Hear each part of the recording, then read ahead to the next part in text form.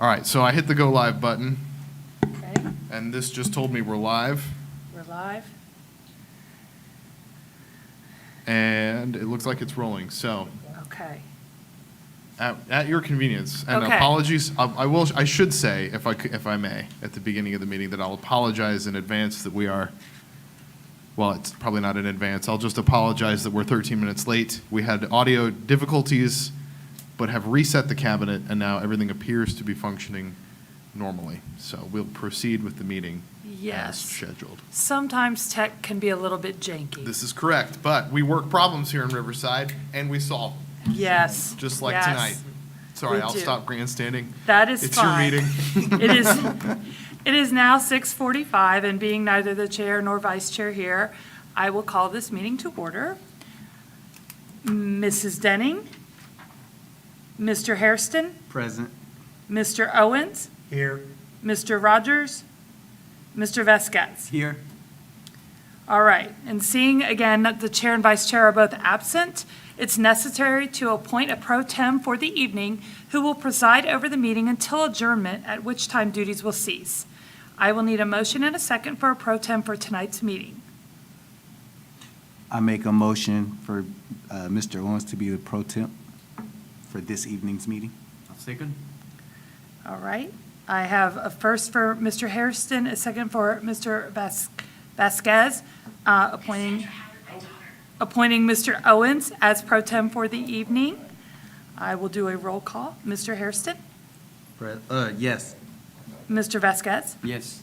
And Mr. Owens. You're allowed to vote for yourself. It's okay. If I say no, it's still, I still wait. You do accept this I do position? accept this Yes, position. okay. Yes. So now you are pro tem for the evening. You are in charge, Mr. Owens. I would like us to move forward and have a motion for excuse absent members. Do I hear one say? I make a motion to excuse Mrs. Denning and Mr.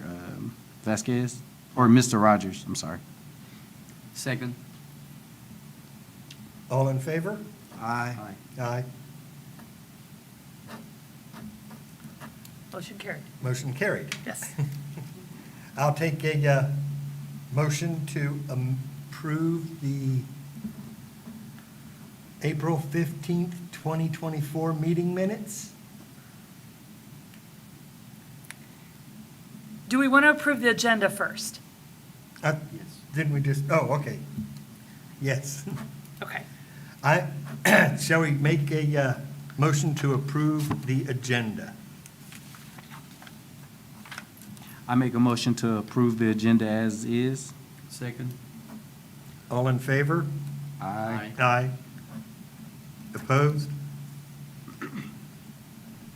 Motion carries. Motion carries. Next on our agenda is the minutes, the approval of the April 15th, 2024 meeting minutes. If there are any adjustments that need to be made, let us know at this time. I'll take a motion to accept them as provided. So moved. All in favor? Aye. Aye. Aye. All opposed? Motion carries. I'll move ahead now to our public hearings review.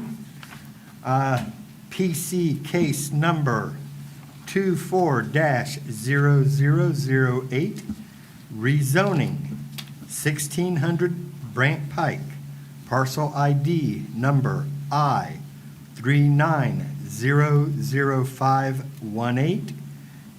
I3905180017, a zoning map amendment to rezone the 2.6 acre subject site from R3 medium density residential to B2 general business district.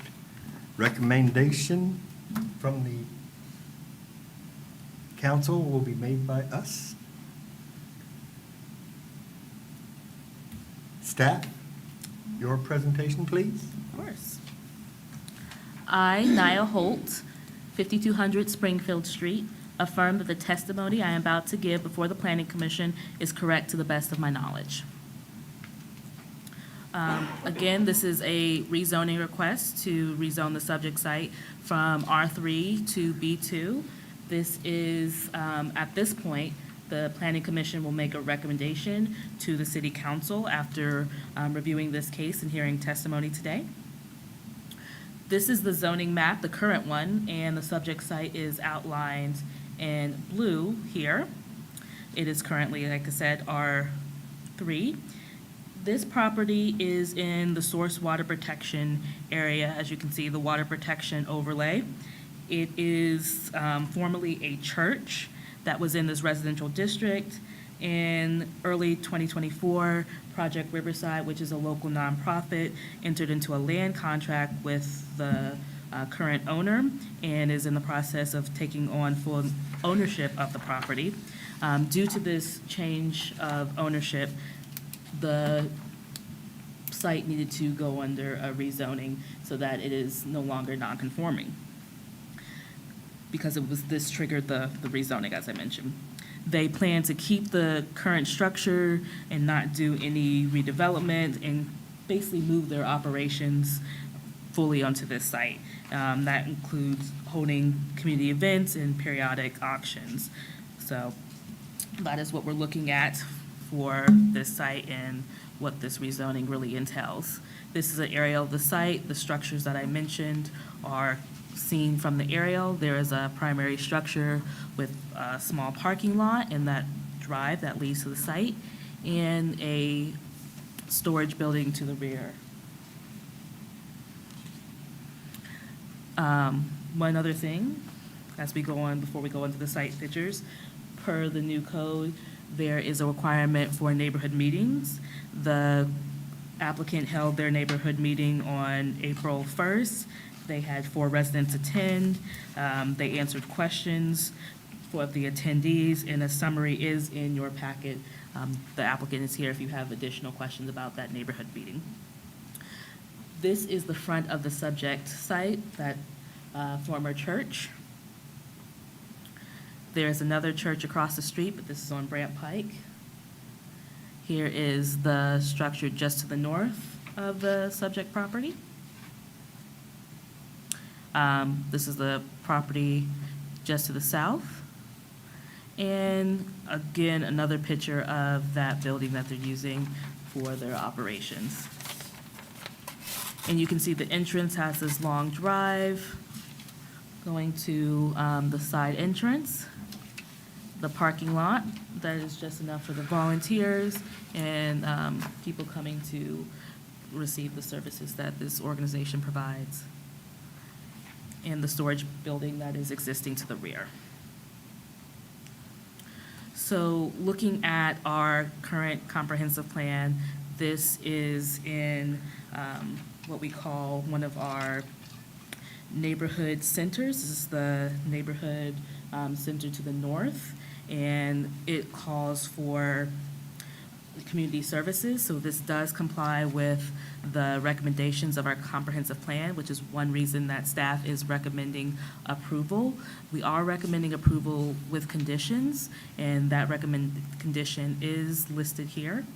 It is limiting the uses to charitable nonprofits, which is one of what they are requesting, and a few other businesses. So your required actions is to review this case and make a recommendation to City Council. Staff recommendation is to give a favorable recommendation with conditions. Are there any questions for me?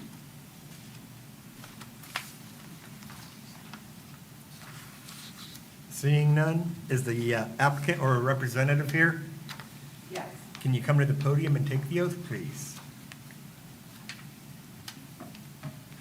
I, Frida Patterson, residing at 335 Marjorie Avenue in Riverside, Ohio, 45404, affirm that the testimony I am about to give before the Planning Commission is correct to the best of my knowledge. Frida, could you tell us about your project? Project Riverside, we became actually official, we're going on almost 3 years. November will be 3 years. Originally, I just started doing small events for the community, like a holiday lights competition, stuff like that, and grew, taking on more residents as volunteers to assist. And when I say we became legal, an Ohio Attorney General nonprofit, as well as IRS 501c3. Like was stated, we do different events, especially holiday events for the community. We also, this will be our third year with the annual Car Show Festival that's held at Roar Park. And we're hoping to eventually be able to actually have a food pantry on the north end of the city also.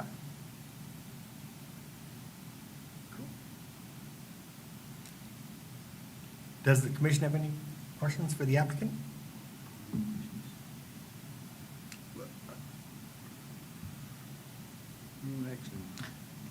If there are no further questions, then the public portion of the hearing is closed at 6:55 PM. Let's move in to commission deliberations. What is each member thinking?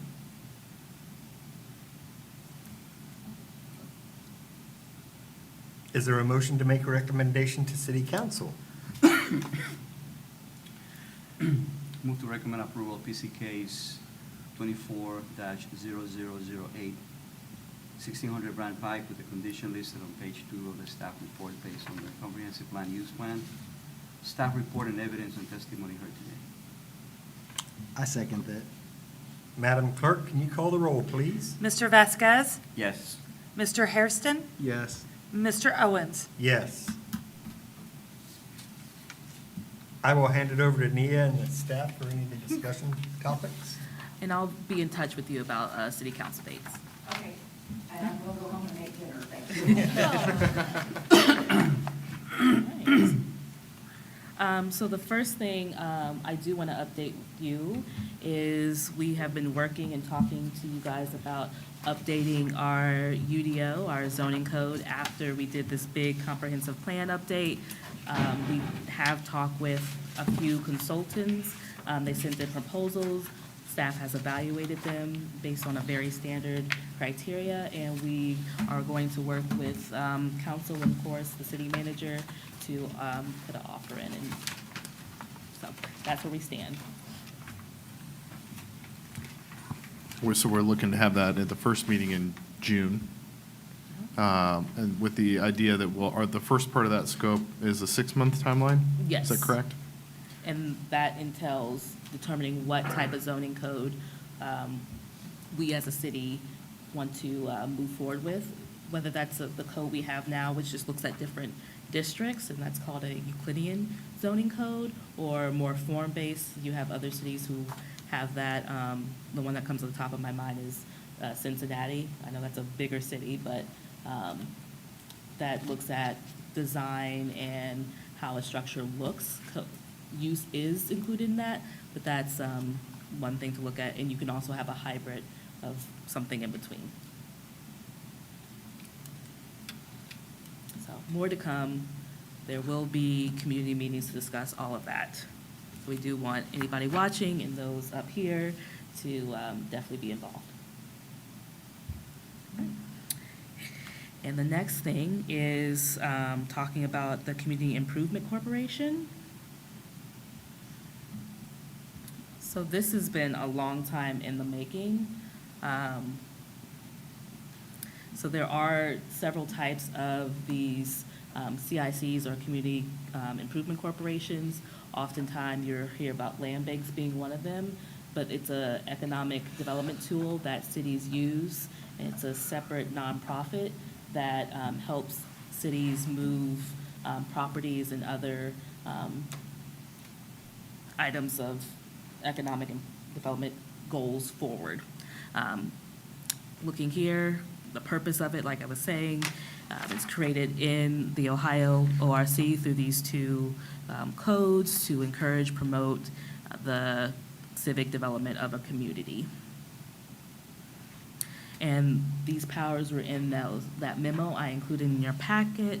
So unlike some of the city that you don't want to put in there, but it can lease, buy, and sell property, enter into contracts with local governments, administer and apply for grants, and it's also a great way for us to kind of do all of this without tying down some of these through city processes. It's a fast way to do it. So our own CIC, or the RCIC, was incorporated in August of 2005. It kind of went dormant during that time, and now we are reestablishing it. We did it earlier this month, and the next step is to get the board fully formed. These are the members of the Board of Trustees, and we need to find that final member, which is the Planning Commission representative. Each of these members has a designee, and that is what your role is tonight, is to nominate a representative to the board and to also nominate an alternative to act as a designee. So are there any questions about that? I know I went very quickly. I do have a question. Yes. Do we know, has it been established when and how, what the time dedication is to the board? So my understanding is they're meeting once a month, but I do not have a date. I'll defer to the city manager if there's a date or time of day. No, the short answer is no. I don't anticipate that this will be a significant lift. The main idea was to get the board constituted and then have the board basically decide how frequently it wants to meet and what the parameters of those meetings would be. I think from a staff perspective, we're open to meetings during the day, meetings after hours. There's a lot of flexibility there.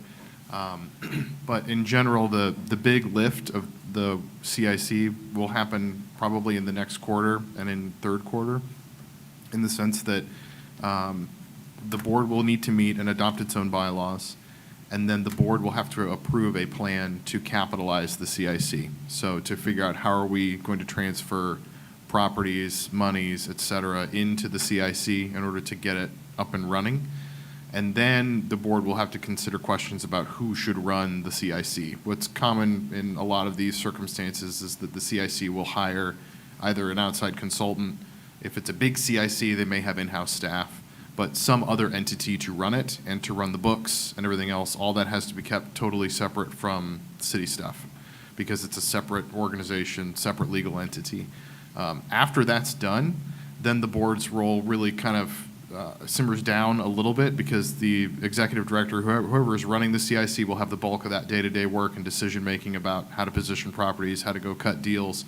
And then the board's role really is to review those opportunities and act on them in their official capacity as the CIC reps. So a little bit of work up front, but I would anticipate that once things settle down, the board is likely to meet maybe quarterly. But that's a conversation for the board to have once it's constituted. So sorry, that's a long answer, but kind of where we're going.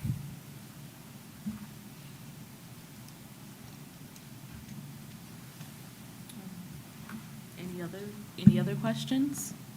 Can you go back to the slide for Yep. the Of course. board members, the five? I just wanna- Mm-hmm. You'll have to tab over on the, there you go.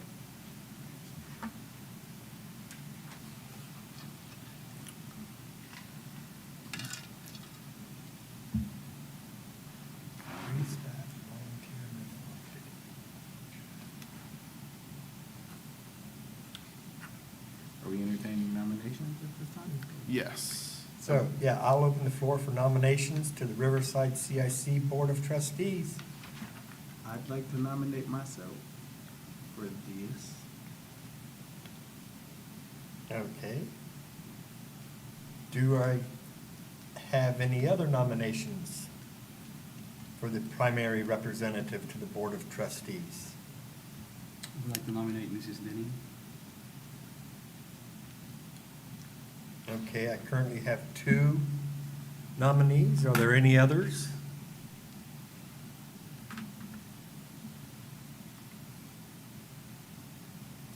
If there are no other nominees, I'll close the floor to nominations for the primary representative. Madam Clerk, can you call the roll? Well, how do we want to do 'Cause this? She's not here to accept the nomination. Well, we talked to Jim, and they don't have to be here to accept the nomination. Right. Um, And she did send that email. Yes. So, Well, in the past, when we voted, well, there are sort of two methods of doing this, right? Yes. The first is to, when roll is called, to call a name for Yes. who, And I think that's probably the best way. probably Yeah. preferable. Yes. So basically would be like, so we would put Mr. Hairston, and then it would be a roll call vote. But the issue is, you have two people, you have two positions, just one's an alternate. So how? David, I didn't know if Mr. Owens had a question, sorry. How do you? Not at this, I mean, I don't have any questions yet. Okay. Gotcha. Because we have to do the primary and then there's the alternative. Or can we do it Right. all at the same? Or are you saying who doesn't win the primary would automatically become? the Yeah, alternate? is that Yeah, how the you question want is. to do that? I'm looking at you because I don't know what you were thinking. This is where I'm like, maybe we should call Mr. Miller Yeah. on So- speed dial. No, I think the one approach would be if there's a motion to have somebody specifically as the primary and somebody else as the alternate, then you could call roll against that Yes, motion. you could do that, yeah, but we don't know the other person's preference. Right. The other way of doing this would be to, and reel me in, I guess, if I'm wrong, but if the current motion is for the primary nominee, when you're calling roll, they can say a name. Correct, that's what I'm Correct. thinking. Rather than Yay or nay? a yay or nay, correct. Right. So we could also do that. You could just have your motion for the primary nominee. Each of you says a name. Whoever has the most names is the primary, and then do the same thing.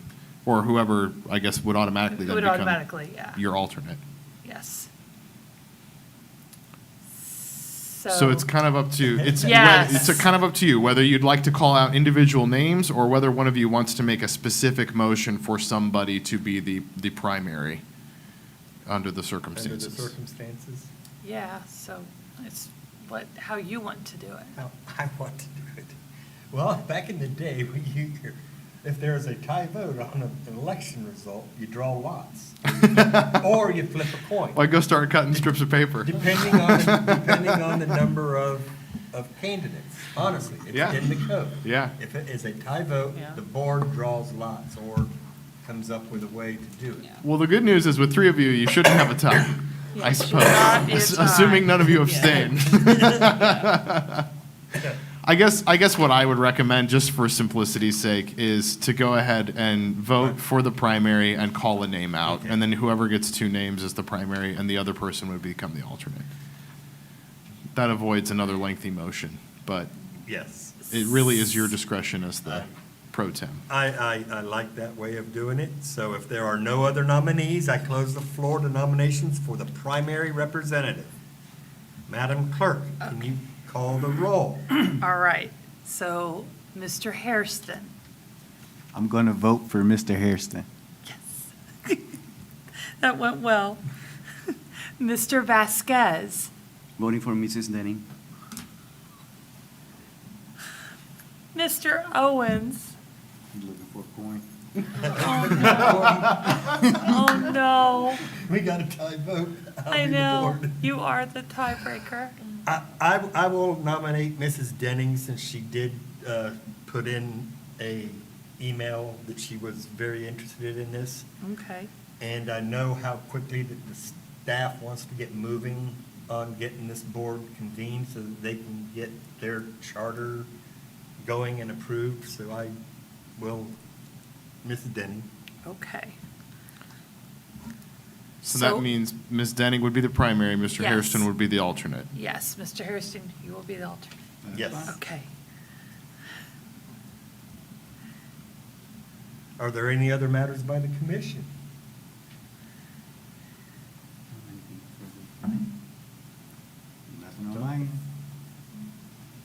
I'll take a motion to adjourn from somebody. So moved. I'll second. All in favor? Aye. And we are Adjourned at 7:09. 7:09 PM.